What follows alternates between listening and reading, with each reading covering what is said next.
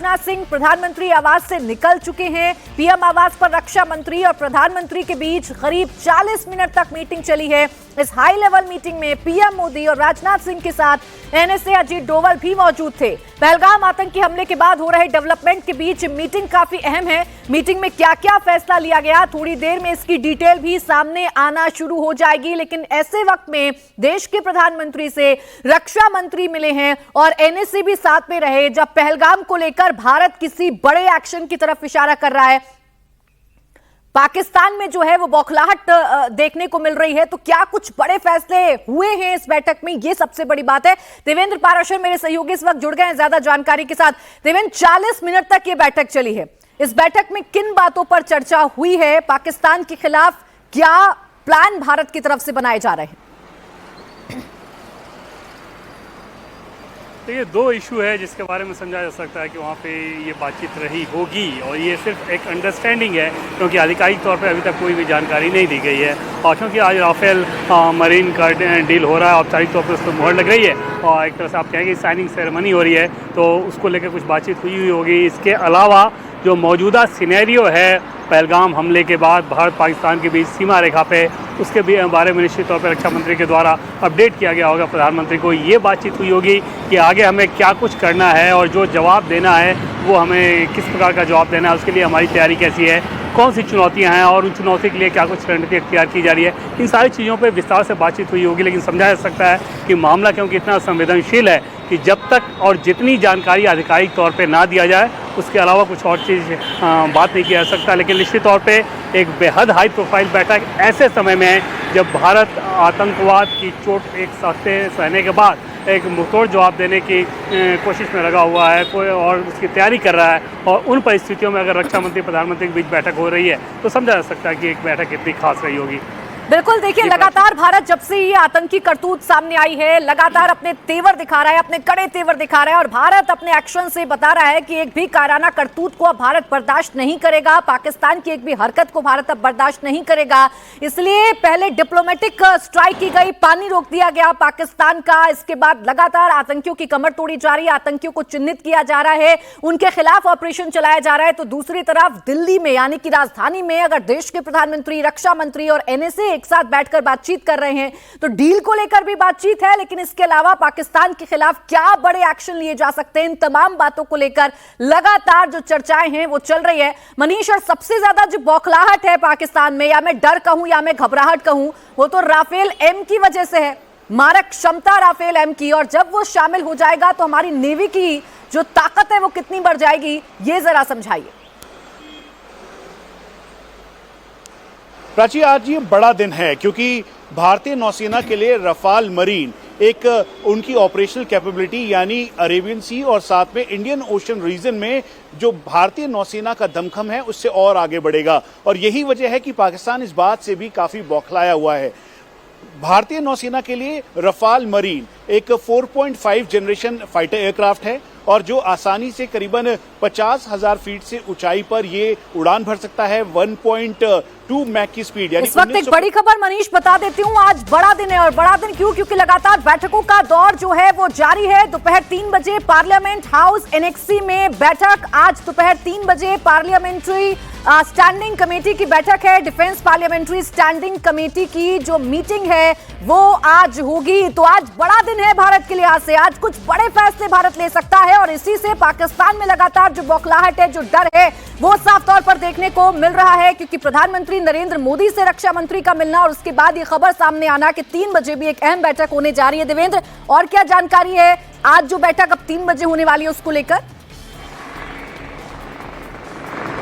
देखिए, पार्लियामेंट की standing committee जो कि डिफेंस की है उसकी ये जो बैठक है उसका सिक्योरिटी या सिक्योरिटी सिनेरियो से इस बैठक का कोई लेना देना नहीं है। ये बैठक होगी जो एक सर्विसमैन है उनके हेल्थ पॉलिसीज़ को लेके जो रीसेटलमेंट का इशू था उसमें मिनिस्ट्री ऑफ डिफेंस की का प्रेजेंटेशन होगा, ओवरऑल प्रेजेंटेशन होगा कमेटी के सामने। लेकिन निश्चित तौर पर डिफेंस कमेटी बहुत सारी महत्वपूर्ण बैठक करती है, सिक्योरिटी को लेकर भी बैठक करती है। लेकिन आज का बैठक एक सर्विसमैन के हेल्थ से रिलेटेड इशू है और ज़्यादा महत्वपूर्ण ये है कि प्रधानमंत्री और रक्षा मंत्री की मुलाकात अपने आप में डिफेंस के मामले में आप कह सकते हैं कि देश में इससे बड़ी बैठक आज के लिए कुछ और नहीं हो सकती थी, और उस लिहाज से बहुत महत्वपूर्ण बैठक है। उस बैठक में क्या कुछ निकला, इसके लिए फिलहाल सोर्सेस के मार्फत भी इंतजार किया जा रहा है कि आखिर क्या कुछ आगे की रणनीति पे बातचीत हुई है। ज्यादा स्पेसिफिक देवेंद्र, इस बीच एक और बड़ी खबर बता देते हैं। पहलगाम आतंकी हमले से जुड़ा एक और खुलासा हुआ है, बड़ा खुलासा। आतंकियों ने चाइनीज तकनीक का इस्तेमाल किया था। कम्युनिकेशन के लिए चाइनीज फोन का इस्तेमाल आतंकियों की तरफ से किया जा रहा था। सूत्रों के मुताबिक पहलगाम हमले के आतंकियों ने कम्युनिकेशन के लिए उच्च चाइनीज तकनीक का इस्तेमाल किया था। अपने हैंडलर से बातचीत करने के लिए आतंकियों ने चीनी सैटेलाइट फोन और ऐप का इस्तेमाल किया था ताकि वो पकड़े ना जा सके। तो बड़े शातिराना अंदाज से इस कायराना करतूत को अंजाम दिया। सॉफ्ट टारगेट को चुनकर टूरिस्ट पर हमला किया गया, और उनकी इस हरकत का जो बदला है वो पाकिस्तान से भारत जरूर लेगा। लेकिन फिलहाल जो जानकारी देवेंद्र सामने आ रही है अपने आप में बड़ी बातें हैं। चाइनीज ऐप का इस्तेमाल कर रहे हैं। अगर पाकिस्तान से भेजे गए आतंकी तो समझा जा सकता है कि कितने बड़े लेवल पर प्लानिंग थी।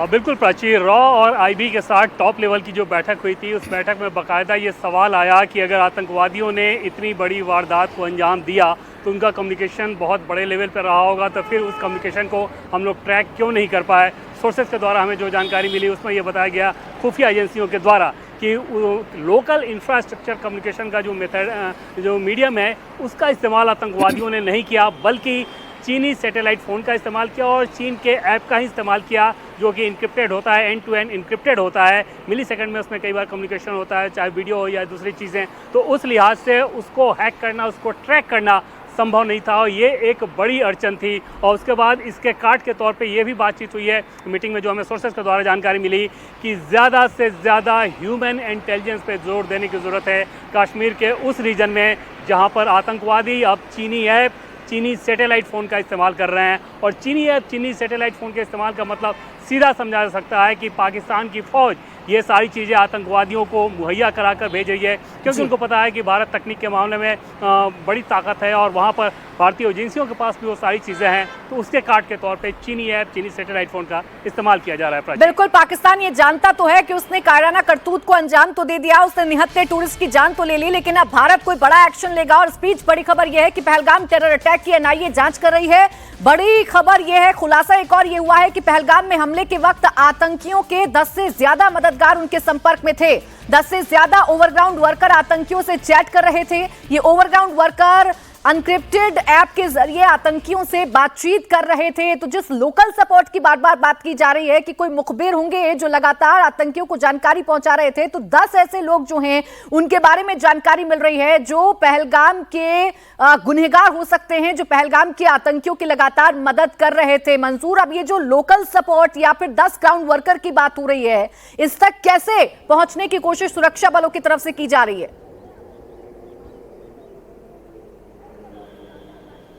देखिए प्राची, पूरे कश्मीर में पहलगाम टेरर हमले के खिलाफ ऑपरेशंस बड़े तेज़ी से चल रहे हैं, और उसी ऑपरेशन के तहत ये बड़ी जानकारी जो है सुरक्षा एजेंसियों तक पहुंची है कि इस हमले में 10 ओवरग्राउंड वर्कर्स, 2 पाकिस्तानी और 2 लोकल जो कमांडर्स है लश्कर तैयबा के, उनके संपर्क में थे। और इस हमले की योजना 2 दिन पहले नहीं बल्कि बहुत समय पहले प्लानिंग की गई थी, और पूरे अंडरग्राउंड जो OGWs है उनका इसमें समर्थन हासिल किया गया। और उसके बाद इस जगह को चुना गया कि बाइसरन का पहलगाम इलाका, जो कि सबसे खूबसूरत टूरिस्ट रिजॉर्ट माना जाता है समर्स में, वहाँ पर कौन सी जगह पर सबसे ज़्यादा पर्यटक होते हैं, तो उस जगह को चुना। और आसपास में उसकी डेमोग्राफी को भी देखा गया कि किस इलाके से आना है, किस इलाके से फिर इस हमले को अंजाम देकर फरार होने में कामयाब भी हो सकते हैं। तो इसलिए बाइसरन के उस टूरिस्ट स्पॉट को चुना गया जो हाल ही में पहलगाम में इंट्रोड्यूस हुआ है। 2-3 सालों से वहाँ पे टूरिस्ट जाते हैं।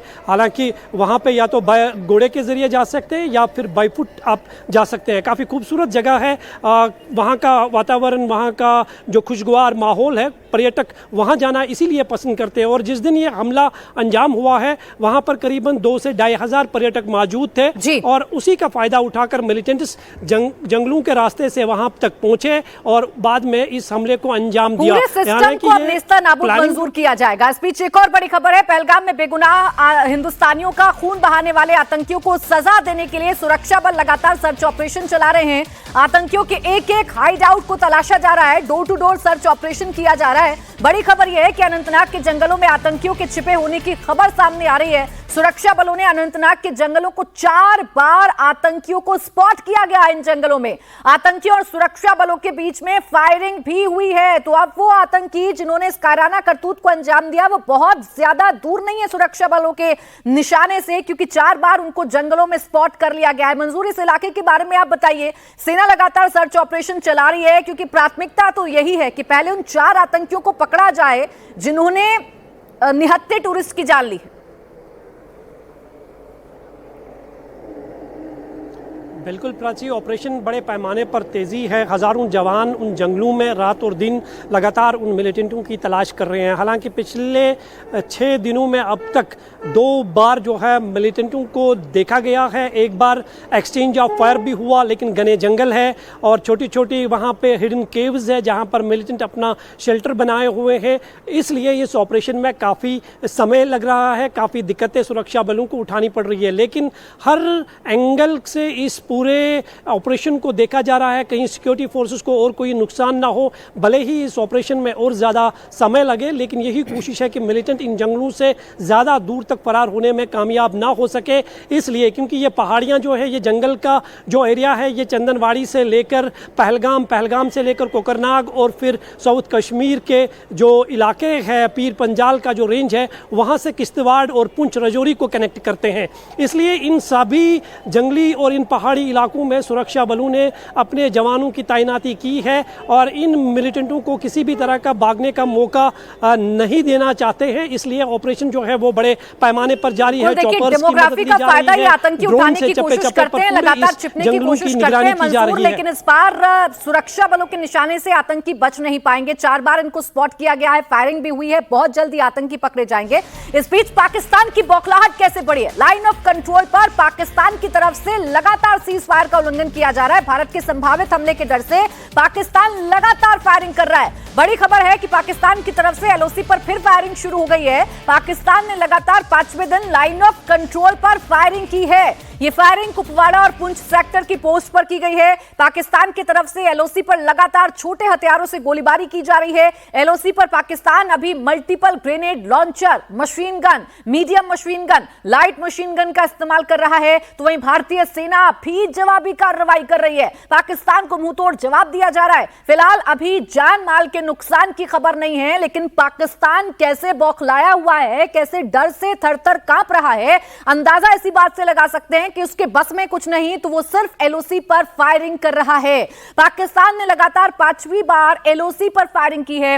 पहली बार तंगधार सेक्टर में भारतीय पोस्ट पर फायरिंग की थी, दूसरी बार गुरेज और तंगधार सेक्टर में पूरी रात फायरिंग की थी, तीसरी बार उरी, सुंदरबनी और कुपवाड़ा सेक्टर में फायरिंग की थी, चौथी बार तुतमारी गली और रामपुर सेक्टर में गोलीबारी की थी और अब 5वीं बार कुपवाड़ा और पुंछ सेक्टर की पोस्ट पर गोलीबारी पाकिस्तान की तरफ से की गई है। तो पाकिस्तान डरा हुआ है। पाकिस्तान ये जानता है कि भारत कोई बड़ा फैसला लेने जा रहा है और आज का दिन वो बड़े फैसले का दिन है। इसीलिए पाकिस्तान की बौखलाहट साफ तौर पर देखने को मिल रही है। मनीष, पाकिस्तान के हाथ में कुछ है तो नहीं, उसे अंदाजा भी नहीं है कि भारत उसके साथ क्या करेगा। इसलिए अपनी बौखलाहट को मिटाने के लिए या कहूं खिस्सियाहट को मिटाने के लिए ये फायरिंग पाकिस्तान की तरफ से की जा रही है।